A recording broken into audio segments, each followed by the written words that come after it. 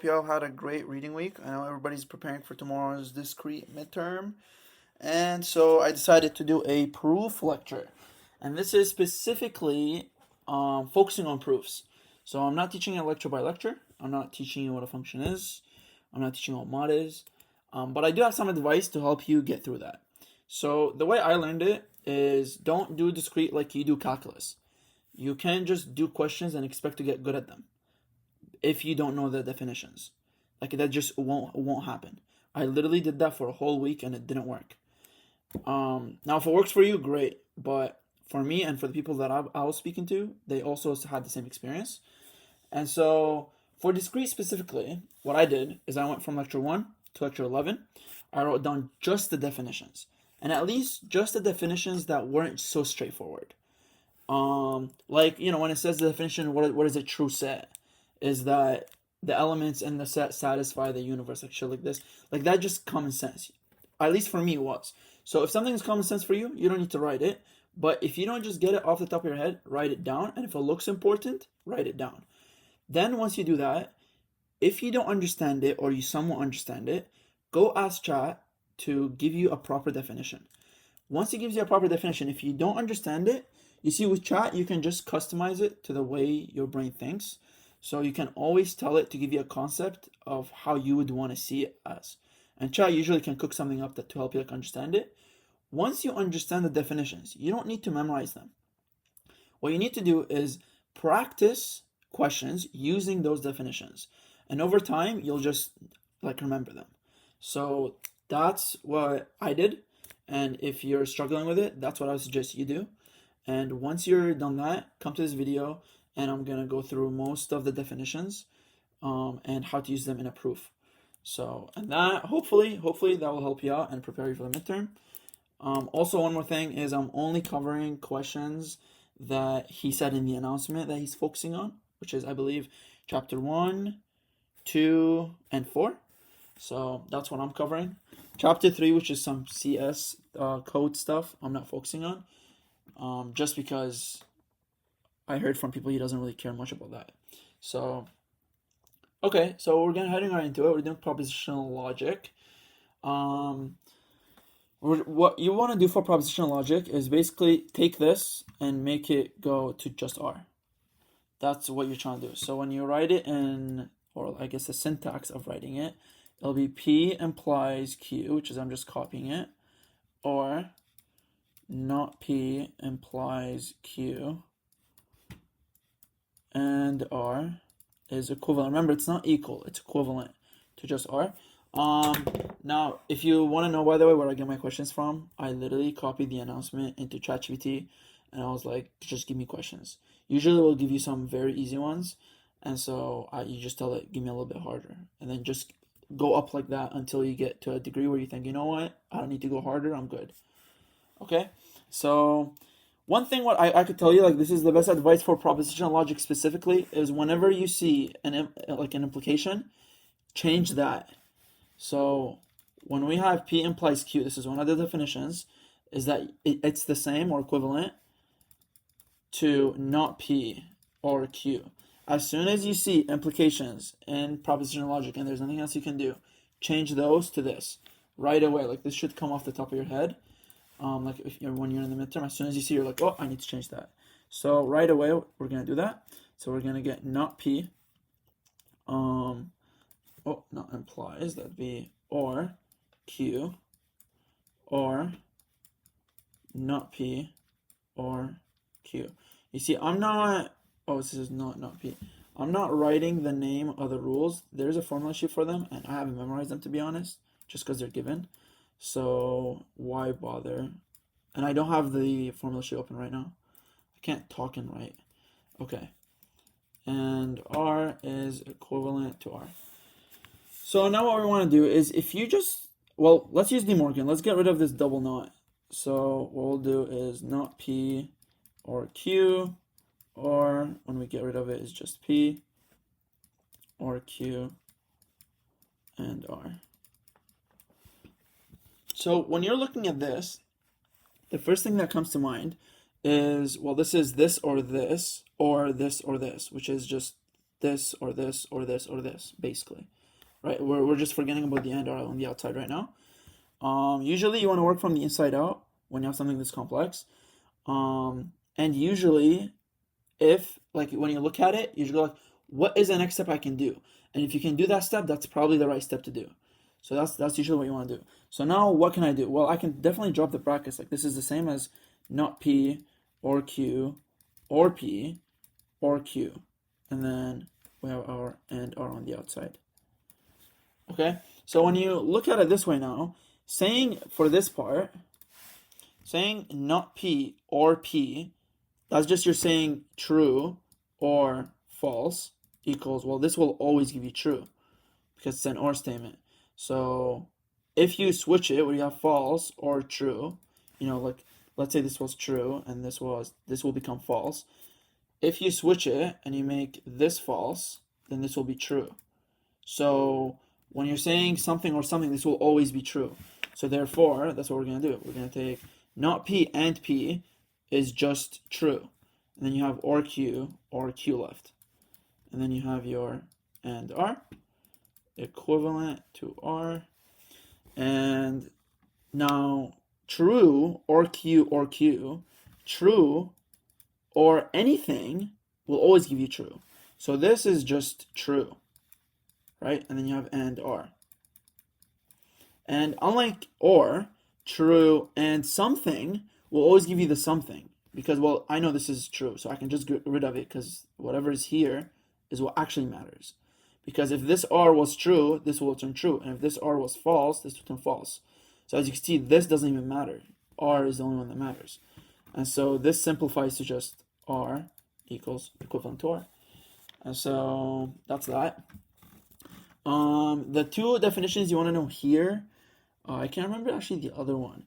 The other one is P implies Q, or biconditional. I believe this one is P if then Q, or Q if then P, or something like that. But make sure you know this, because if you get this in propositional logic, you will have to convert it to this, and then you'll convert these to that. Okay? So these are the two definitions that are very important in propositional logic.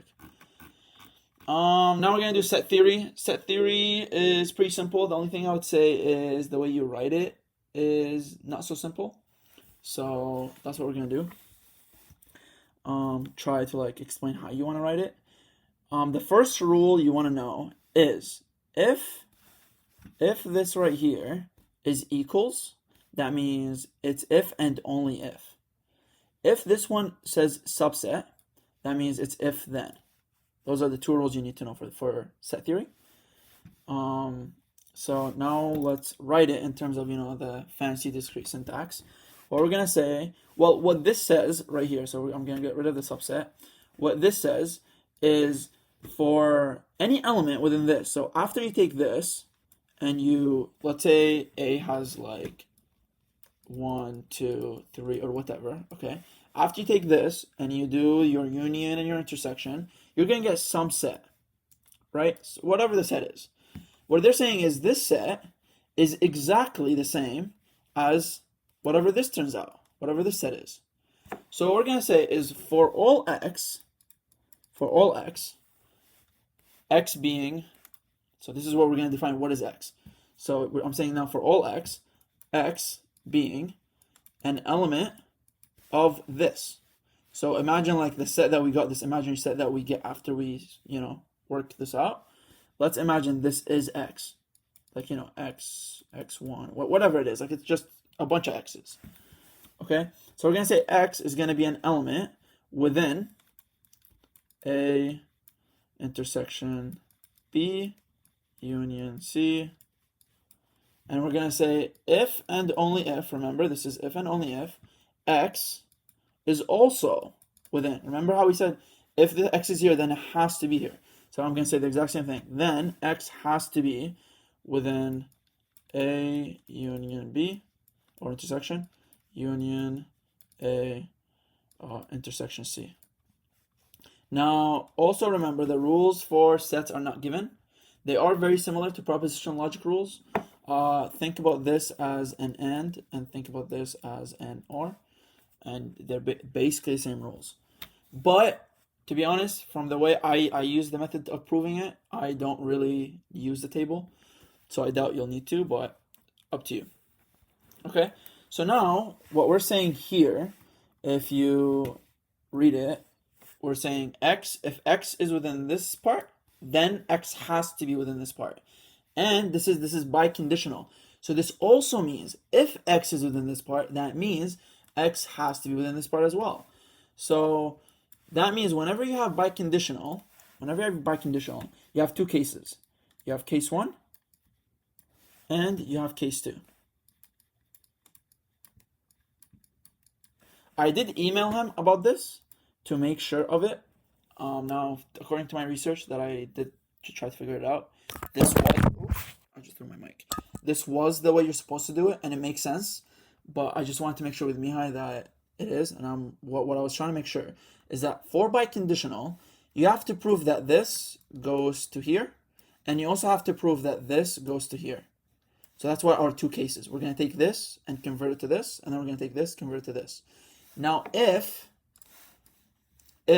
this was a subset, which is a conditional, all you have to do is go from one place to the other. You don't have to go the other way. Okay, so keep that in mind. I did email him. He hasn't gotten back to me, but just do it both ways, just to be on the safe side. And I'm pretty sure that is the right way to do it anyway.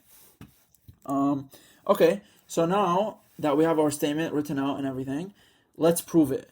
So what we're going to say is, okay, A,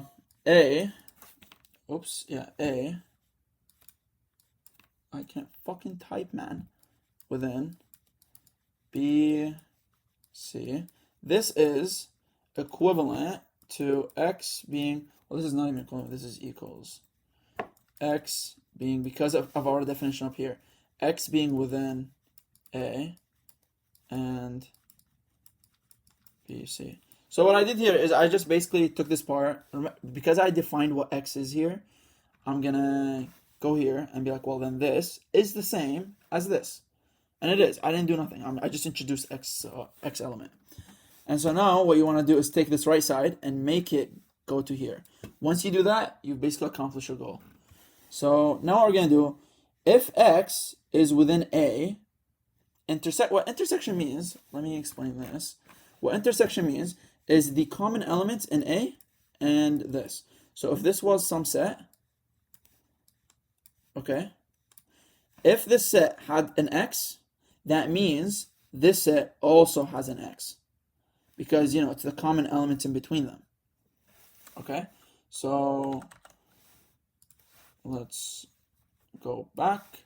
So that means X is an element within A. And remember how I said you make this as an AND? So I'm going to say AND.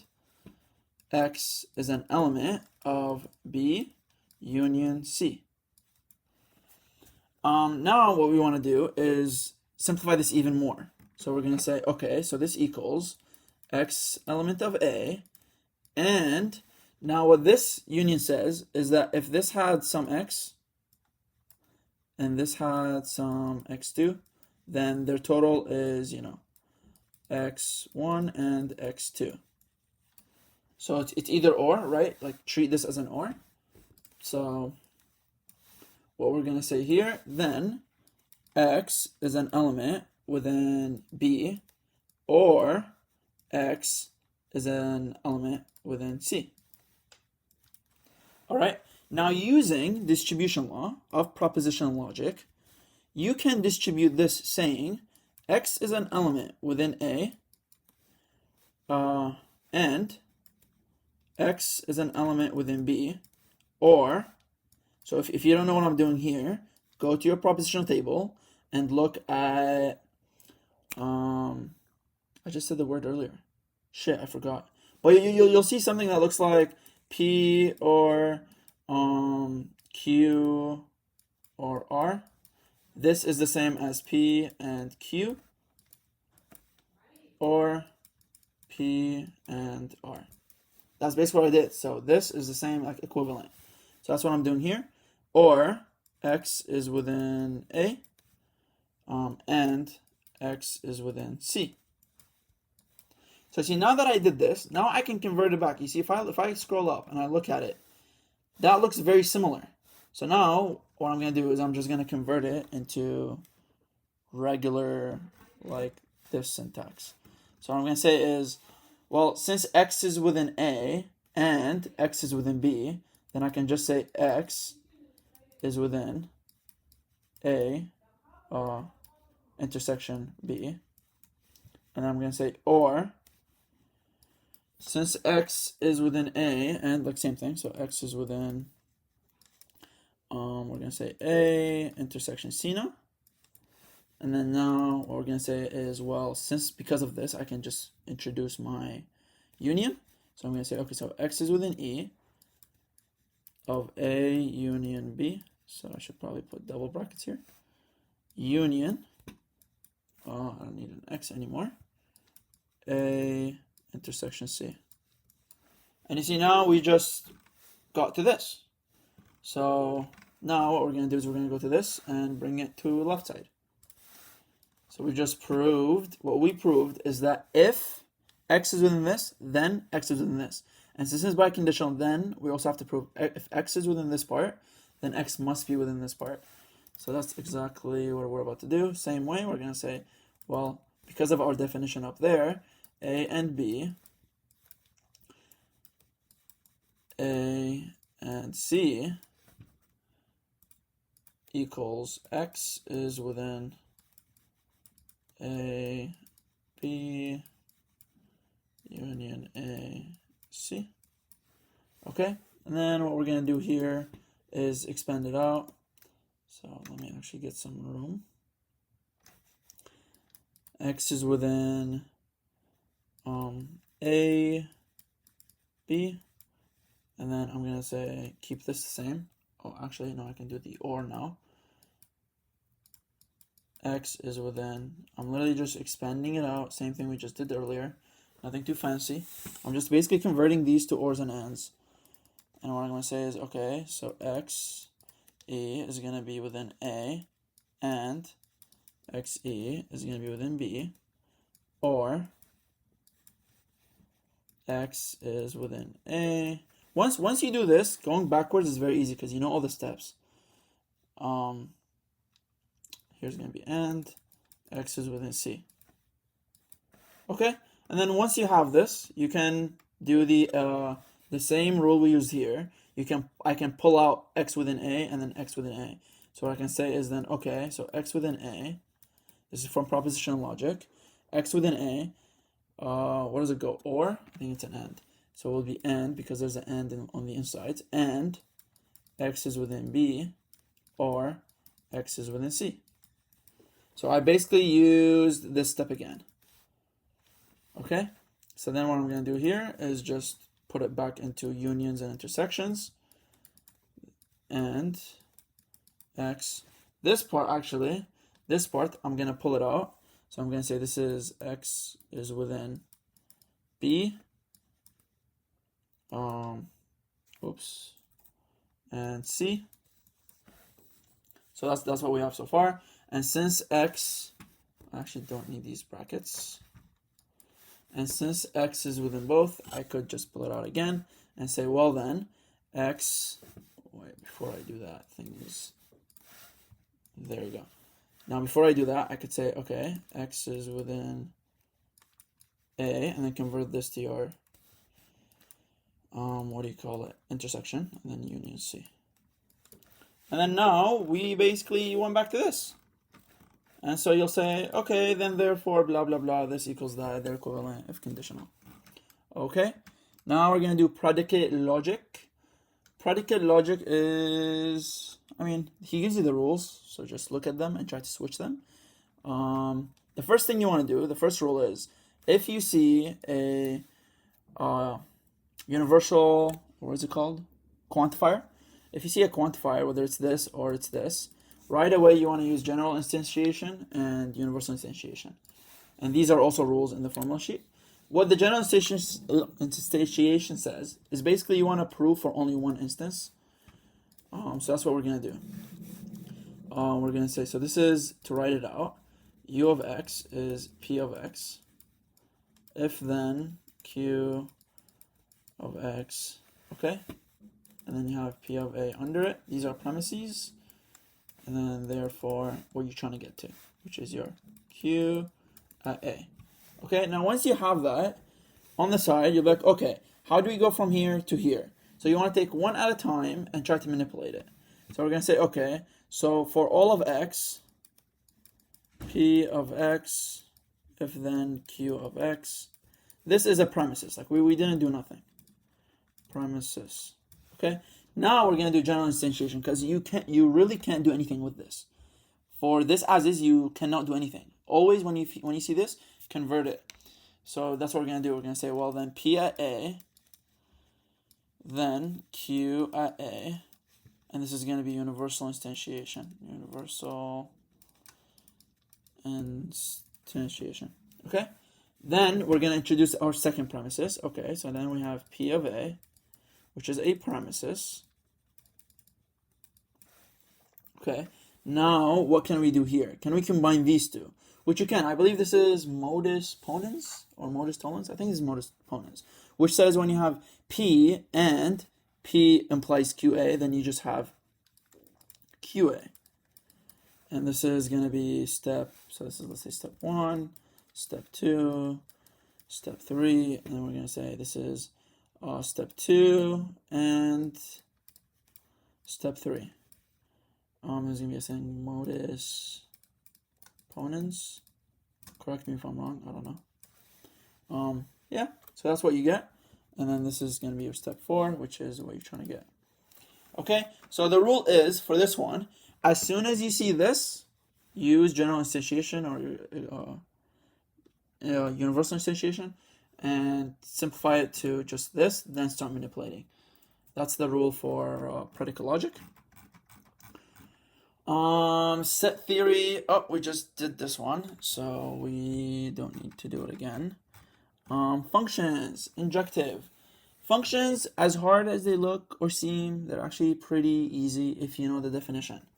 So what does injective mean? Injective means if you have, it means 1 to 1.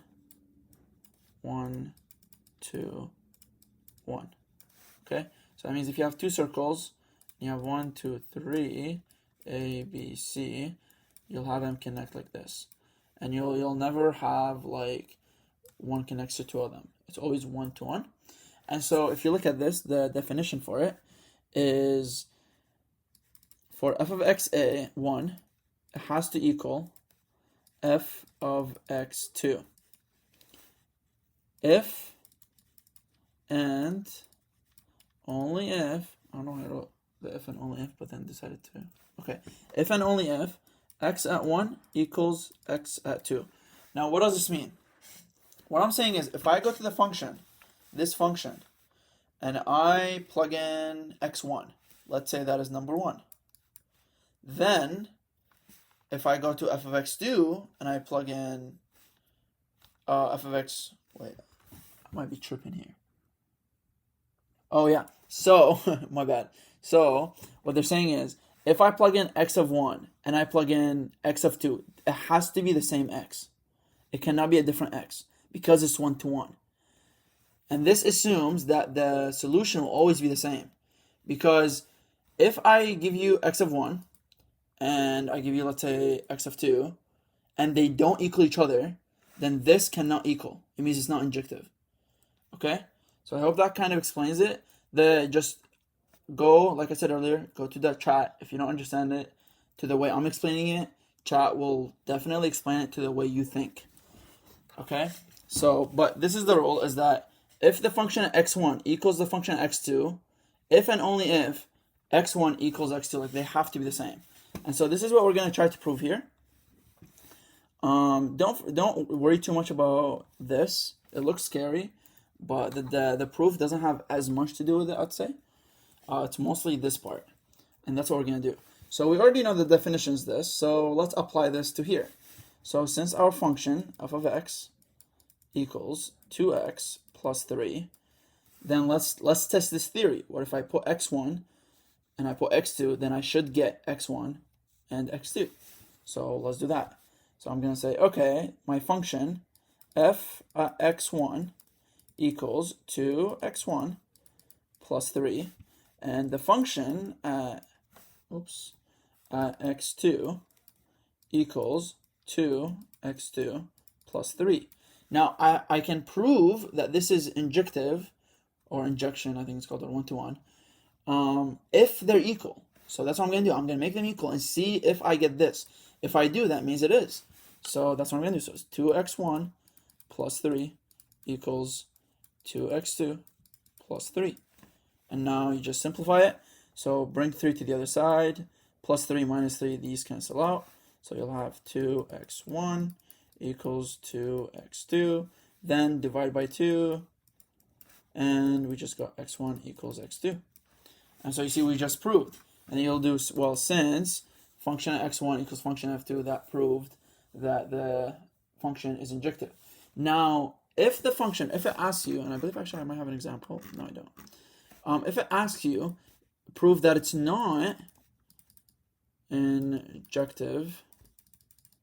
Okay, what you want to do is your definition will now be f at x1 equals f at x2 if and only if x at 1 does not equal x at 2, because that means it's not injective. And then you'd prove that, okay, using basically the same method. Okay, so divisibility. Divisibility is, well, you have mod and you have divisibility. They're very similar. But divisibility has, I believe, one definition, which states A divides B. So A divides B, or in other words, B is divisible. I don't know if I spelled that wrong. Divisible by A, which in other words, if I give you B as a 4 and A as a 2, then 4 divided by 2 is a perfect match of, well, it's 2, right? And so it's like there's no remainder. So that's what it's trying to say. So now if I look at this and I convert it into, B divided by A equals some number, that number has to be a multiple of A. So if this is number M, and when I convert it, B equals MA. So if B does divide into A, if A divides into B, then whatever A is, it has to be a multiple. Because if it's not a multiple, you can't divide anything into it, right? So that's basically the rule. That's the definition, is that B, when they tell you A divides B, it means B equals MA, which is A is a multiple, okay? Okay, so provide that if A and B are integers and A divides B, then A divides B plus A. So that's what we're going to do. We're going to use this definition. So B equals MA, right? That's our definition of divisibility. So you'll usually say, by definition of divisibility, B equals MA. Okay? Then, so they're trying to say then, A divides B plus A. Okay? So now, if I use the same rule I used here, I use it on this, it will kind of give you guys a better view of what's going on. So remember how I said, if B divides here, if B divides A, then A is a multiple. And here also don't forget to say that for some integer M. For some integer M. Okay? So here, you know how I said that A divides B, then B equals MA? Here I could do the same thing. B plus A equals A n for some integer n. For some integer n. Okay? So as you can see here, this is what I'm trying to get to. This is the actual format I want to get to in terms of this. So how can I get from here to here? Well, can I add an A to both sides and get this? You can. So B, it's valid math. B plus A equals MA plus A. So far I haven't broken any mathematical rules, right? And I've gotten closer to what I want. So we're going to go down. Usually you don't need to do this, by the way. This is not a part of the proof. What this is just to help you visualize it more.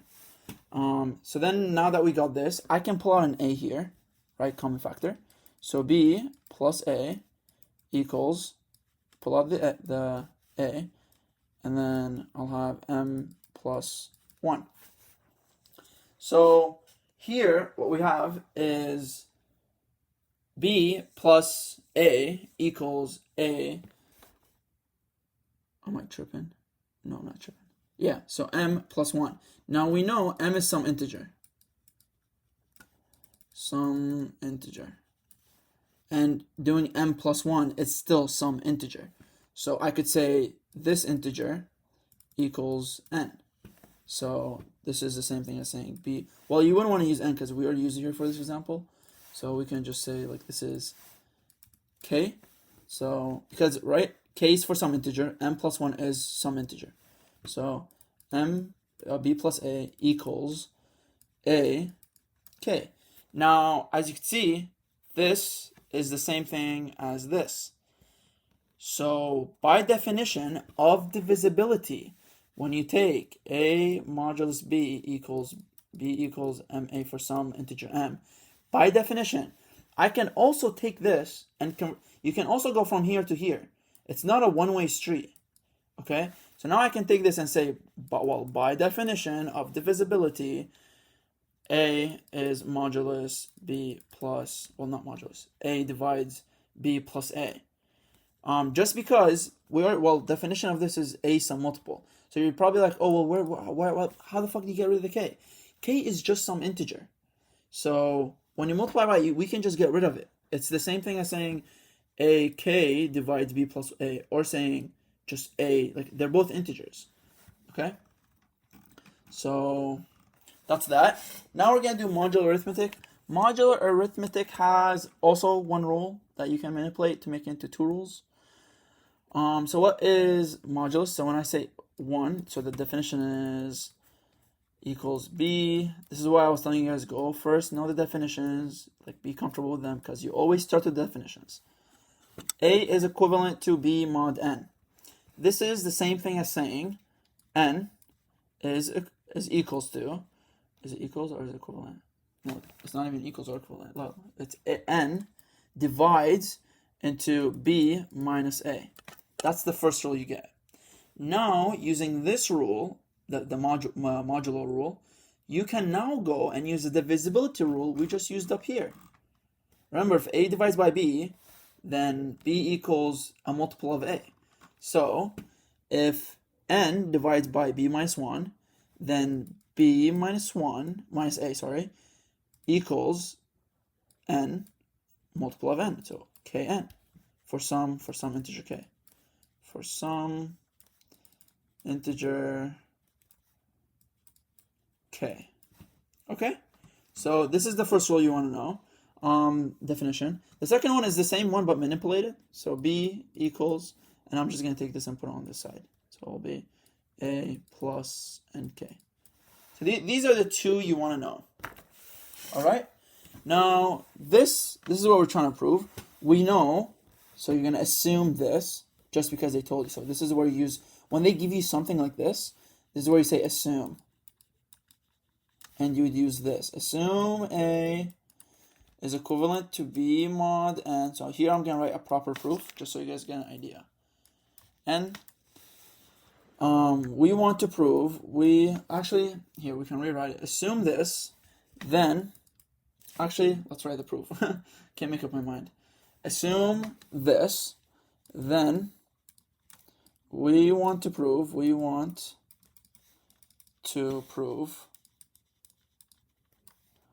A plus C equals B plus C mod N. Okay? So now what we're going to say is, okay, by definition of modulo, A equivalent to B mod, this is a D, mod N is equals to, or well, is this equals, well, I wouldn't say equals, by definition of this, then, well, here you say if this, then n, just like we did earlier, well, here we would use, so it would be n divides by b minus a. So we just, literally what we did here, we're just rewriting it into like English words. I suck at English, so don't mind me. By definition of modulo, if this, then this. And by definition of divisibility,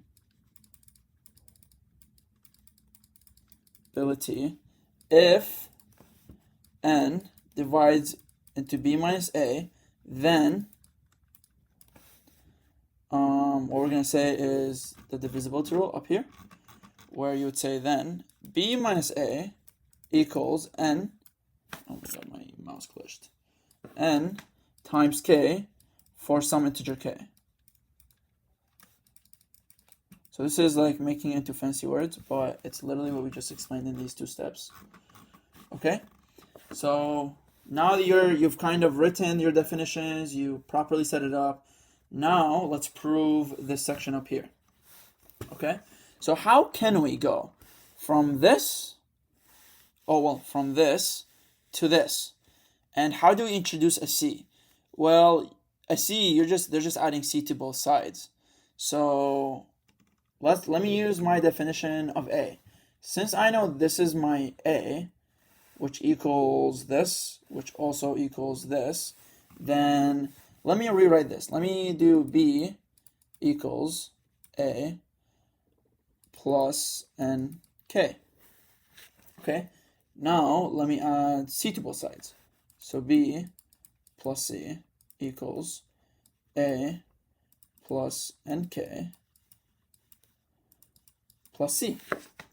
Okay, so now redoing this is the same thing as saying b plus c equals a plus c plus nk. Okay, now let's take this back to the other side. B plus c minus a plus c equals nk. Now by definition, remember, earlier we were like a minus b equals nk. And we got that from this definition. So we want to go back to this, right? Now, how did we take this here? Let me go right.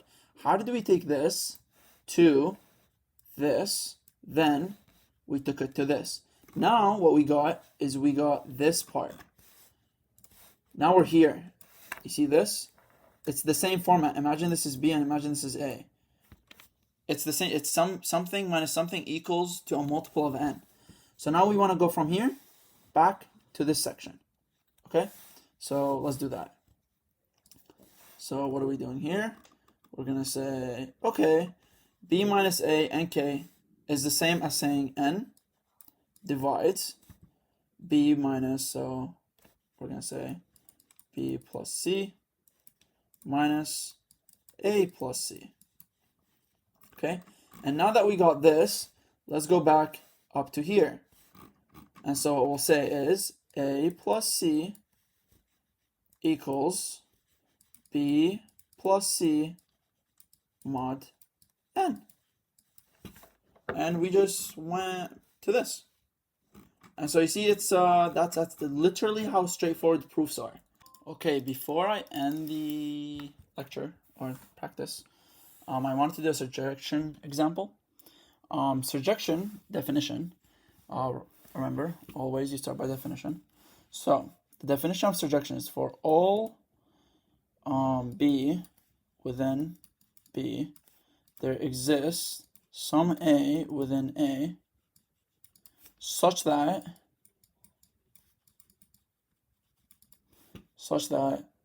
y equals of x. Okay, so what we're trying to prove here is, well, to be honest, don't even think of that. I was going to tell you something, but never mind. What you want to do for this one is basically set your function to y and then isolate for x. Okay, you're almost always going to do the same way. Okay, but the way you write it is first you have to introduce your y. So we're going to say let y be within real numbers. So we're going to use this definition. Let's say this is your y and this is your x. Okay? So what we're going to say is let y be within R for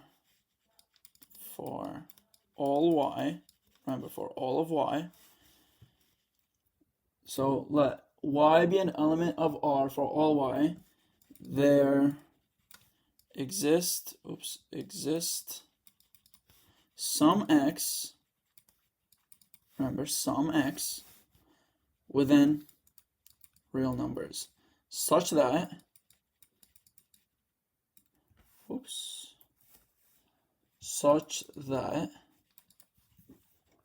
y equals f of x. Okay? And then so what you want to do is, then you'll do, since I just said y equals f of x, I could say y equals my function, which is 3x minus 5. Now, remember, isolate for your x, so you'll do y plus 5, which equals 3x, and then you want to do y plus 5 divided by 3 equals x. And then we're going to say, well, since adding 5, actually I'm not going to type it, I'm just going to say it.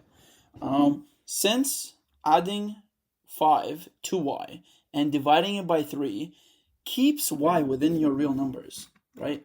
It keeps this, like adding 5 to it and dividing it by 3 doesn't change that, like x exists. If, for example, let's say I had like a y here, well, y cannot be 0. So if, for example, here you saw r minus 0,